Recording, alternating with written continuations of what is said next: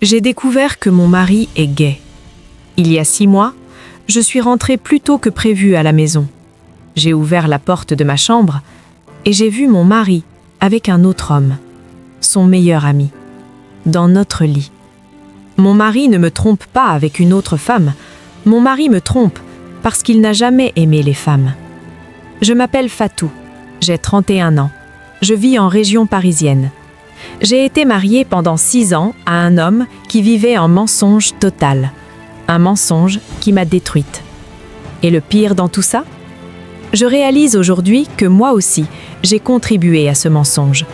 En fermant les yeux, en refusant de voir les signes pourtant évidents, en choisissant l'illusion confortable plutôt que la vérité dérangeante.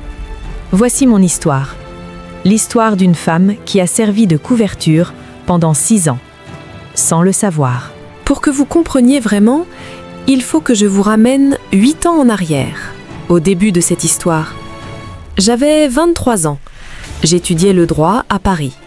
Issue d'une famille sénégalaise traditionnelle installée en France depuis 2 générations. Mes parents, très pratiquants, très attachés aux valeurs et aux traditions. C'est à la fac que j'ai rencontré Youssef, 25 ans, étudiant en finance, franco-marocain. Lui aussi de famille traditionnelle, musulmane pratiquante. Il était parfait. Enfin, c'est ce que je croyais. Charmant, poli, attentionné, respectueux, peut-être même trop respectueux, mais sur le moment, je trouvais ça rassurant. On a commencé à se fréquenter. Sorties au cinéma, café, promenade, toujours très innocent, très chaste. Quand il tentait de me prendre la main, c'était doux, presque hésitant. Quand on s'embrassait, c'était, comment dire, sans passion, rapide, comme une obligation qu'il remplissait. Mais je me disais que c'était parce qu'il me respectait, qu'il ne voulait pas me brusquer, qu'il n'était pas comme ces hommes qui pensent qu'au sexe. Ma mère était ravie. Enfin un homme bien, qui te respecte, qui respecte les traditions. Après 2 ans de fréquentation, il m'a demandé en mariage.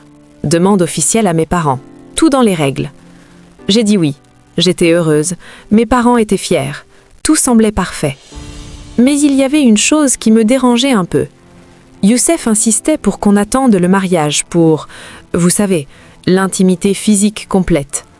Je veux que notre première fois soit spéciale, quand on sera marié femme, devant Dieu. Je trouvais ça noble, rare, preuve de son sérieux et de son respect pour moi.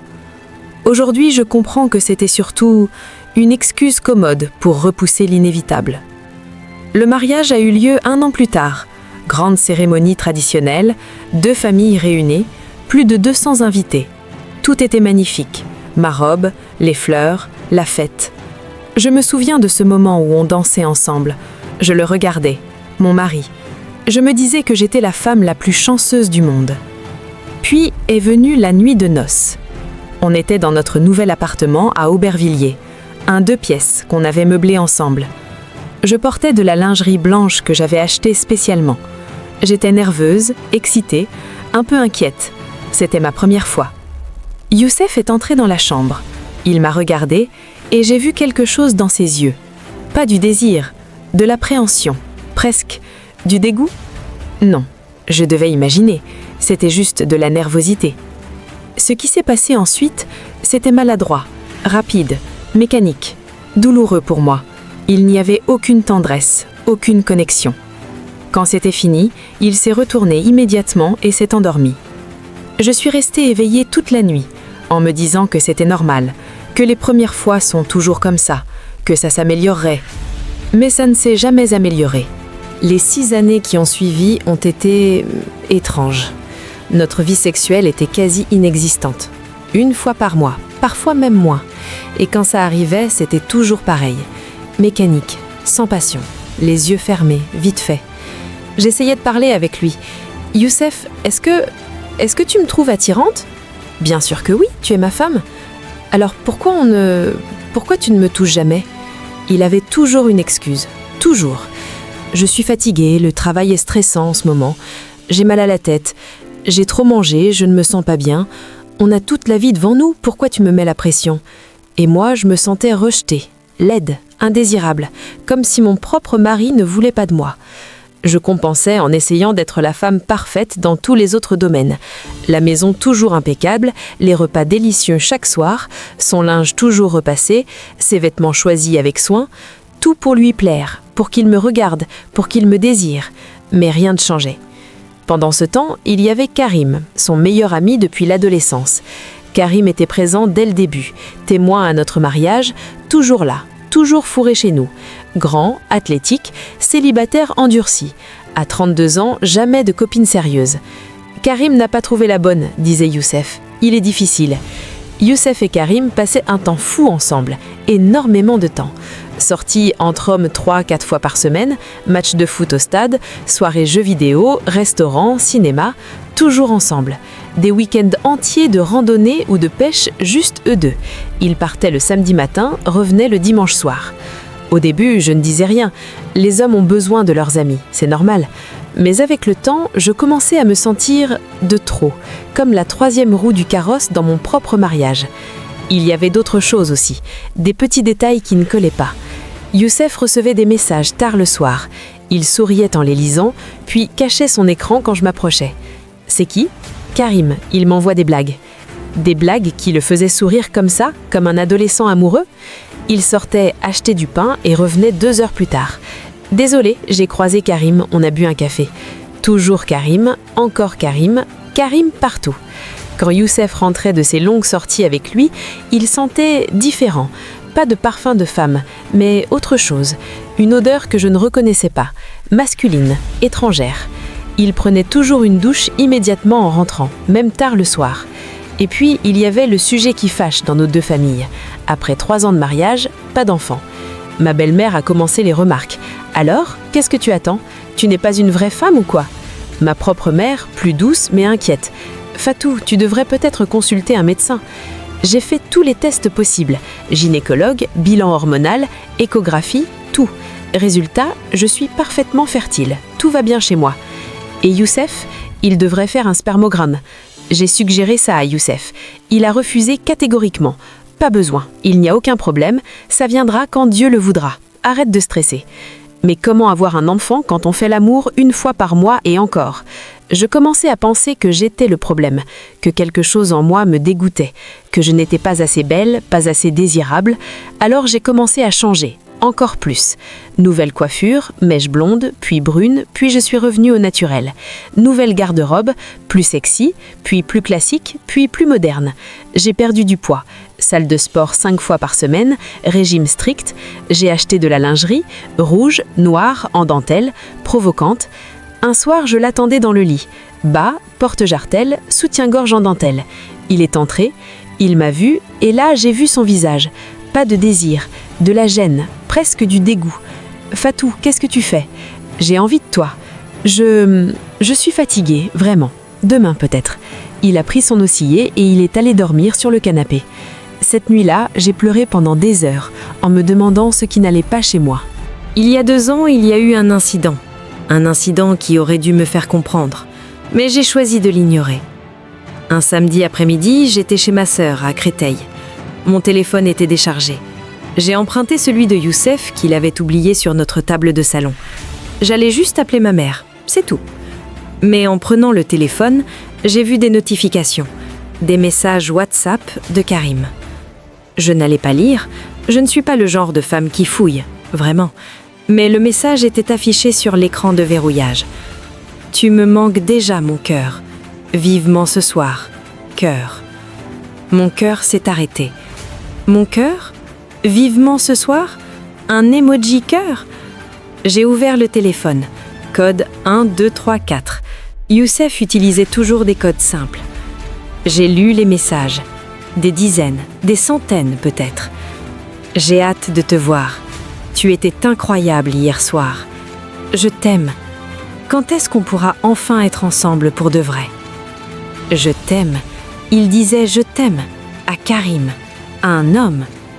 Mon cerveau refusait de comprendre, ou plutôt refusait d'accepter. Non, ça devait être un malentendu. Peut-être qu'ils se parlaient comme ça entre amis. Certains hommes sont expressifs entre eux. Non ? Mais au fond de moi, je savais. Quand Youssef est rentré le soir, je l'ai confronté. « C'est quoi ce message de Karim sur ton téléphone ?» Son visage est devenu blanc, puis rouge de colère. « Tu as fouillé dans mon téléphone ? Comment tu oses ?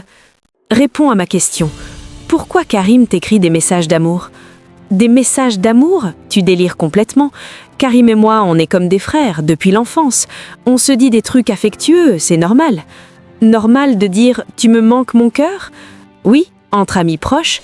Tu es jalouse de mon meilleur ami maintenant ? C'est ça le problème ? Youssef, Non. Toi, tu as un problème. Tu es jalouse, possessive. Tu veux contrôler avec qui tu passes du temps. C'est malsain, Fatou. Vraiment malsain. Il a pris ses clés. Il est parti en claquant la porte. Il est allé dormir chez... Devinez qui ? Karim. Il est resté 1 semaine sans me parler. 1 semaine où je me sentais coupable. Moi, coupable d'avoir douté, d'avoir fouillé, d'avoir violé sa vie privée. Ma mère, quand je lui en ai parlé, « Les hommes ont besoin de leurs amis, ma fille. Laisse-le respirer. Tu es trop sur son dos. » Ma sœur, « Fatou, tu es parano. Tous les hommes ont un meilleur ami. Arrête de chercher des problèmes là où il n'y en a pas. » Alors j'ai fini par m'excuser. Moi, je me suis excusée d'avoir fouillé, d'avoir douté de lui. Et on a continué comme avant, comme si de rien n'était. Mais moi, la nuit, je faisais des cauchemars, des rêves étranges où Youssef et Karim étaient ensemble, où ils riaient de moi, où je les surprenais. Je me réveillais en sueur, en me disant que j'étais folle, que mon imagination me jouait des tours. Mais une partie de moi savait. Une petite voix dans ma tête me disait « Il se passe quelque chose, tu le sais, mais tu as peur de regarder la vérité en face. » Alors je continuais à fermer les yeux, à faire semblant, à jouer mon rôle d'épouse parfaite dans ce mariage qui n'en était pas un. Il y a 6 mois, un jeudi après-midi, le jour où ma vie a basculé. J'avais une conférence importante à mon cabinet d'avocat, prévue pour durer toute l'après-midi. Je devais rentrer vers 19h. Mais la conférence a été annulée à la dernière minute. Le conférencier principal était malade. Il était 15h. Je suis rentrée à la maison, à Aubervilliers, notre appartement au 3e étage. En arrivant dans notre rue, j'ai vu la voiture de Karim garée devant l'immeuble, sa Golf noire reconnaissable. Je me suis dit qu'ils devaient regarder un match de foot ensemble ou jouer à la PlayStation, comme d'habitude. Je suis montée. J'ai ouvert la porte de l'appartement doucement. Je voulais leur faire une surprise. Le salon était vide. Pas de match à la télé, pas de jeux vidéo. Silence. Puis j'ai entendu des bruits qui venaient de l'étage, de notre chambre. Des voix étouffées, des gémissements.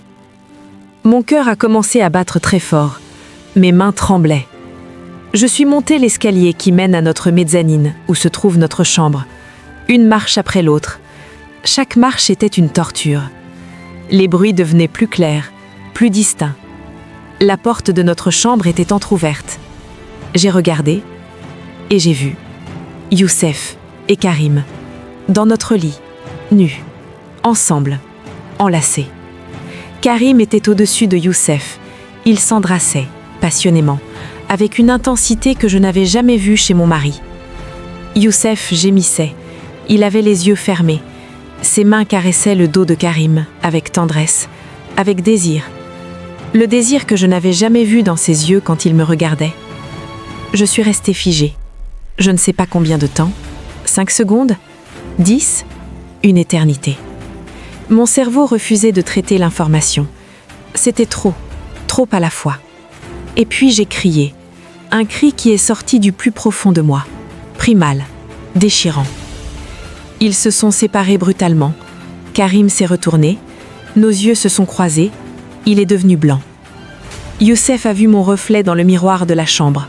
Il s'est retourné. Ses yeux se sont écarquillés. Fatou, Karim a attrapé ses vêtements éparpillés sur le sol. Il s'est habillé en vitesse, en moins de 30 secondes. Il est passé à côté de moi en courant, tête baissée, sans un mot. Il a descendu les escaliers.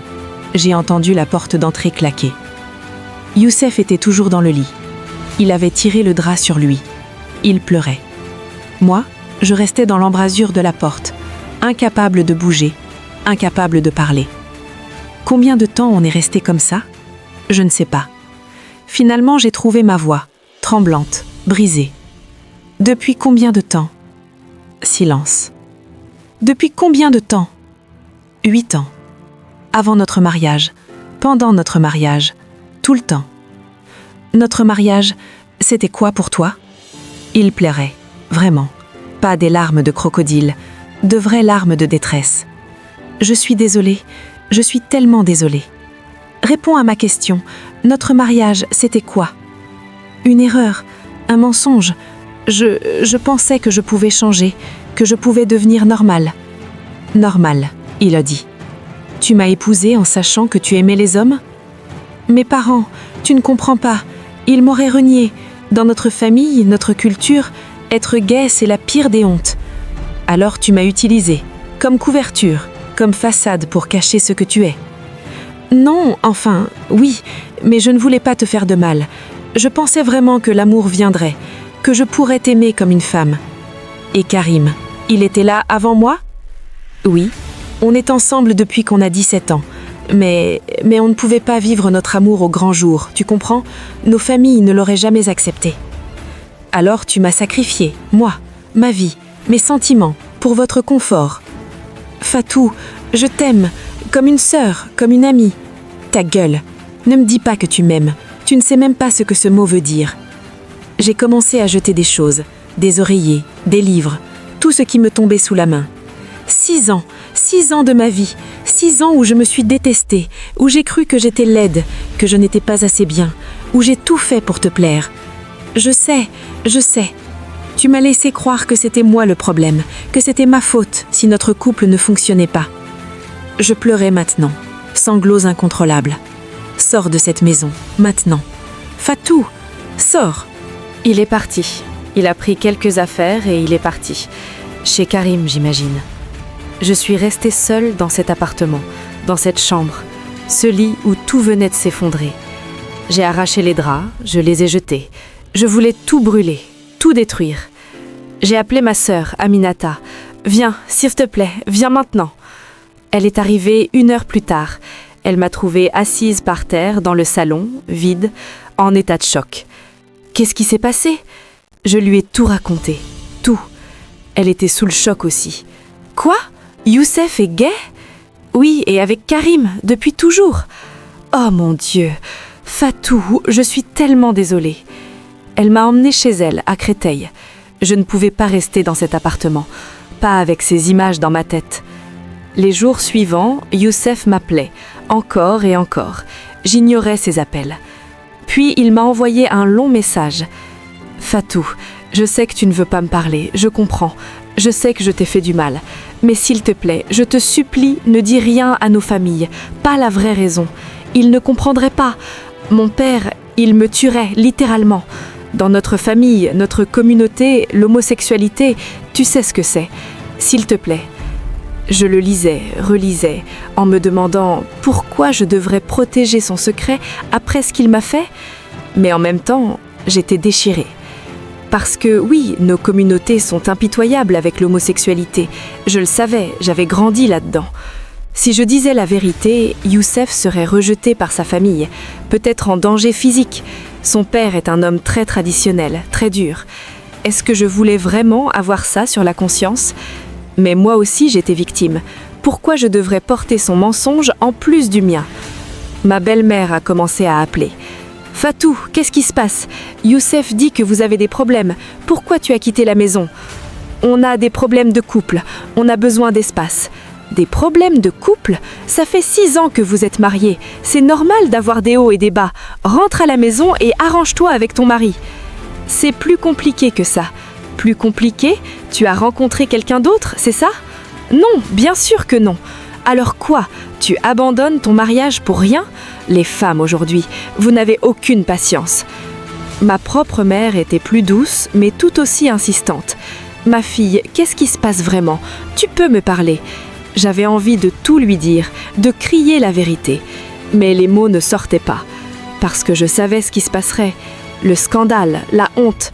Pas juste pour Youssef, pour moi aussi. On dirait que je n'ai pas su garder mon mari, que je n'étais pas assez femme, que c'est de ma faute s'il est parti avec un homme. C'est tordu, injuste, mais c'est comme ça que les gens pensent. Alors j'ai dit, Il m'a trompée. Je veux divorcer. Trompée? Avec qui? Une de tes copines? Donne-moi son nom, on va aller lui parler. Ça n'a pas d'importance avec qui. C'est fini entre nous. Fatou, une infidélité, ça se pardonne. Tous les hommes font des erreurs. Pense à ta réputation, à ton avenir. Tu veux rester divorcée toute ta vie? Voilà, même ma propre mère me demandait de pardonner. Parce que dans nos cultures, le mariage, c'est sacré. Une femme divorcée, c'est une honte, un échec. Peu importe qu'il m'ait trahi, peu importe qu'il ait menti, l'important, c'était de sauver les apparences. J'ai commencé à voir une psychologue, Madame Leroy, une femme d'une 60aine d'années, bienveillante, sans jugement. Je lui ai tout raconté. Elle m'a écoutée, vraiment écoutée. Et puis, elle m'a dit quelque chose qui m'a percutée. Fatou, vous dites que vous n'avez rien vu venir, mais est-ce vraiment vrai? Comment ça?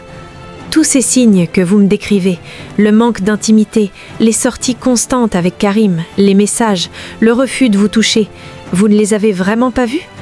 J'ai commencé à protester. Non, enfin, je pensais que c'était autre chose. Ou peut-être que vous avez choisi de ne pas les voir, parce que voir la vérité aurait été trop douloureux, trop dérangeant. Ces mots m'ont fait l'effet d'une gifle, parce qu'elle avait raison.